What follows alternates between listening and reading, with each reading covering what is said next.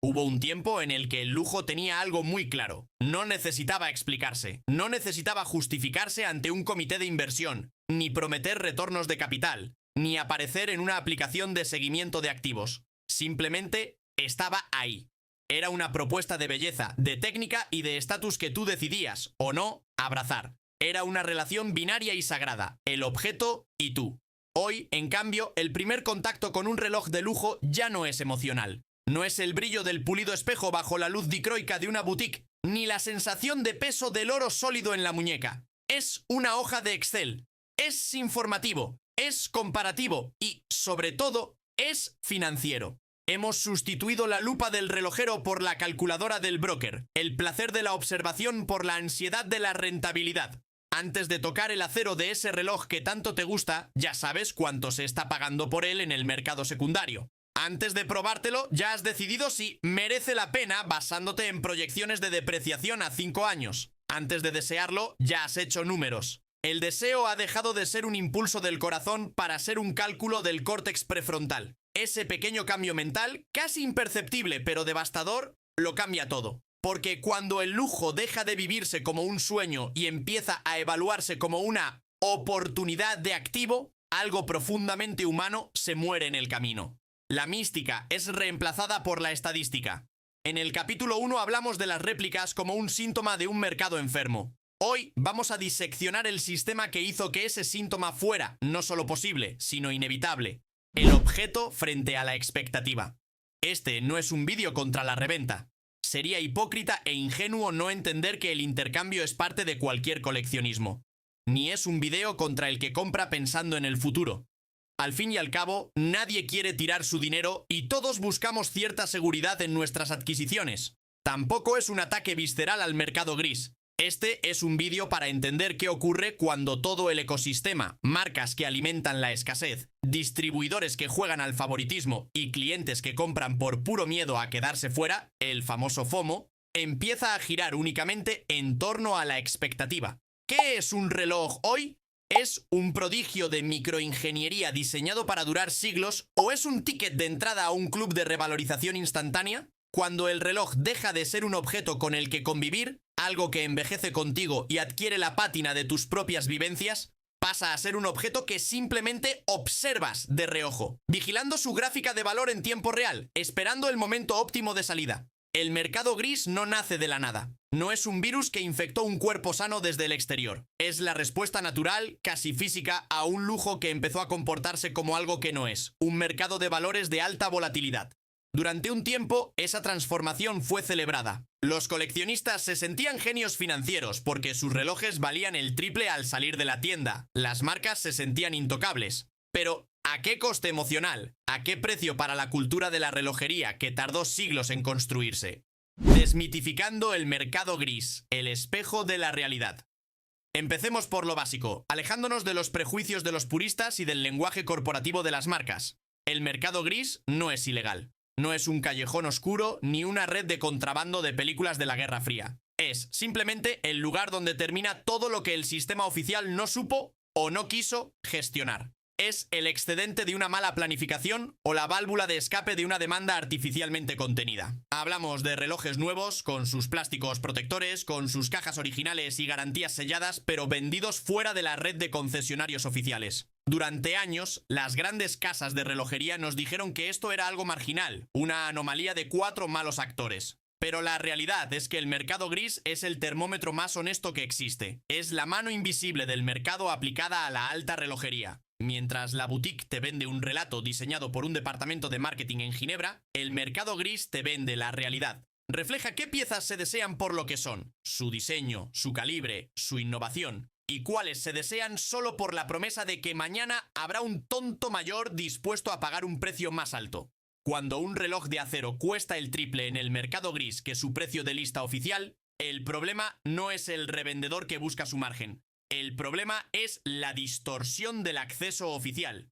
El mercado gris solo expone la brecha entre el valor percibido y el precio impuesto. Es el espejo donde el lujo se ve sin maquillaje a las 3 de la mañana. Y lo que ve muchas veces es una industria que ha perdido el contacto con el suelo. El acceso como arma de control, el fin de la meritocracia. Aquí es donde la herida se infecta y empieza a supurar resentimiento. El lujo siempre fue limitado por naturaleza. Hacer algo bien, a mano, con estándares de calidad extremos, requiere tiempo y talento humano, dos recursos finitos. Pero hay una diferencia abismal entre lo limitado por la capacidad artesanal y lo inaccesible por estrategia de manipulación. Cuando la escasez deja de ser una consecuencia de la artesanía y pasa a ser una herramienta de ingeniería social y marketing, el objeto deja de ser el centro de la ecuación. El centro pasa a ser el control. Hemos pasado del puedo pagarlo, por tanto puedo tenerlo, a un sistema de castas moderno y humillante. Aparecen las listas de espera opacas, donde nadie sabe qué posición ocupa realmente o si la lista siquiera existe. Aparecen los historiales de compra forzados, esa práctica degradante de tener que comprar 3 joyas que no quieres y 2 relojes mediocres que no te gustan para que, quizás, un vendedor con delirios de grandeza te permita acceder a la pieza que realmente te apasiona.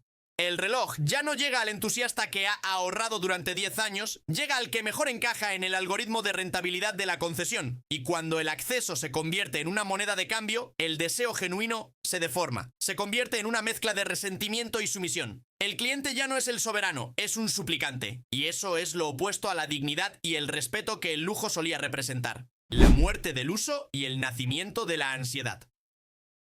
Hablemos de la psicología de la propiedad, algo que ha cambiado radicalmente en la última década. Antes, comprabas un reloj para que te acompañara en la aventura de vivir. El reloj era un testigo mudo de tu existencia. Estaba en tu muñeca cuando nació tu hijo, cuando tuviste aquel fracaso estrepitoso o cuando firmaste el éxito de tu vida. Esos relojes se rayaban, se golpeaban y se desgastaban con el roce de tu ropa. Se convertían en parte de tu biografía física. Hoy, el paradigma ha cambiado de forma trágica. Mucha gente compra un reloj para custodiarlo, no para disfrutarlo. Lo ven como un comisario de un museo personal de una sola pieza. Hay un miedo paralizante a usarlo.